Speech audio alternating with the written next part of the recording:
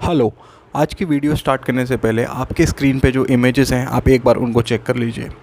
ये first wave के बाद की इमेज है और ये सेकंड कोरोना वायरस वेव के बाद की इमेज है। आई एम श्योर आप लोग ये सोच रहे होंगे कि इसमें ऐसा क्या डिफरेंट है, ये नॉर्मल इमेजेस ही तो हैं।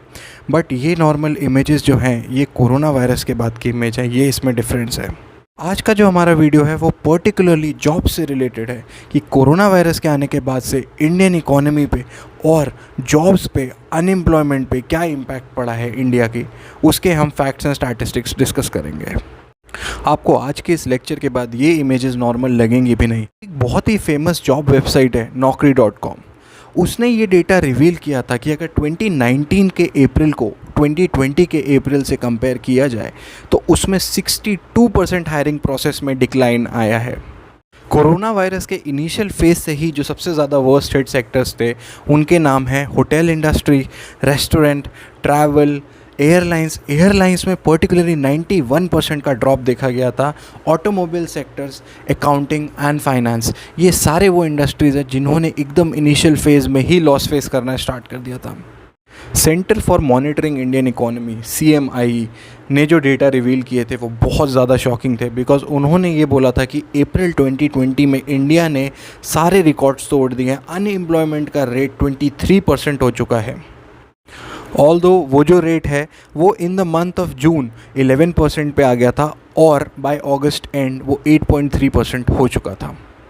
CMIE के हेड महेश व्यास ने कुछ डेटा रिवील किए थे जिसमें उन्होंने सबसे पहली बात ये बोली थी कि सडन लॉकडाउन की वजह से 403 मिलियन इंडियंस पे इम्पैक्ट हुआ है उस बात का, और एक ही महीने में that is the month of April 121 million लोगों ने अपने जॉब्स खो दिए हैं। Because of rising unemployment farm sector में 15 मिलियन जॉब्स ऐड ऑन की गई थी। नंबर ऑफ पीपल जिनकी जॉब गई थी वो इनफॉर्मल या अनऑर्गेनाइज सेक्टर से थे। ऑल्दो सैलरीड सेक्शन भी इस चीज़ से इम्पैक्ट हुआ था, लेकिन उसका इम्पैक्ट इनफॉर्मल सेक्टर जितना नहीं था। और ये एक मेजर रीज़न था जिसकी वजह से माइग्रेंट वर्कर्स जो थे वो शिफ्ट कर रहे थे बड़े बड़े शहरों से अपने विलेजेस के लिए। अर्ली अगस्त 2020 में जो स्टैटिस्टिकल डेटा था वो ये रिवील कर रहा था कि 19 मिलियन लोगों ने अपनी जो जॉब है वो खो दी है just because of lockdown. According to CMIE head, उनकी जो एक बहुत इंपॉर्टेंट स्टेटमेंट थी वो ये थी कि हमारी कंट्री में जो unemployment and loss of livelihood का ये टाइम आया है कोरोना वायरस पैंडेमिक की वजह से, वो तब आया है जब ऑलरेडी हमारी कंट्री ने इतना फेस कर लिया है जिसमें उसने एक डेकेड जॉबलेस ग्रोथ के ही निकाला है। जो हमारी कंट्री में जॉब क्राइसिस चल रहा था इसका इम्पैक्ट कहीं ना कहीं तो ऐड ऑन होना ही था, जिसका impact MNREGA, Mahatma Gandhi national rural employment guarantee act जो 2005 में आई थी उस पर देखा गया था, जिसमें जो स्टैटिस्टिक्स बताते हैं 86.3% ग्रोथ देखा गया था एम्प्लॉयमेंट रिक्वायरमेंट में मई 2020 में। ये जो मनरेगा में जॉब रिक्वायरमेंट का राइज देखा गया था ये 116 डिस्ट्रिक्ट में देखा गया था जहाँ पे माइग्रेंट वर्कर्स वापस जा रहे थे।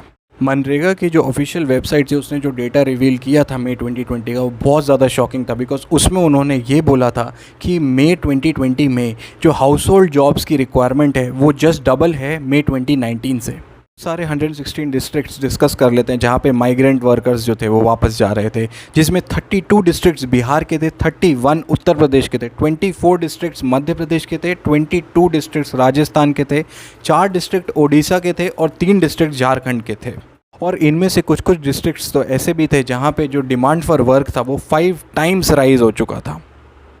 ये हमारा कोरोना वायरस के इनिशियल फेज़ का डिस्कशन था। ये पार्ट 1 ऑफ द वीडियो है, पार्ट 2 ऑफ द वीडियो आगे आएगा।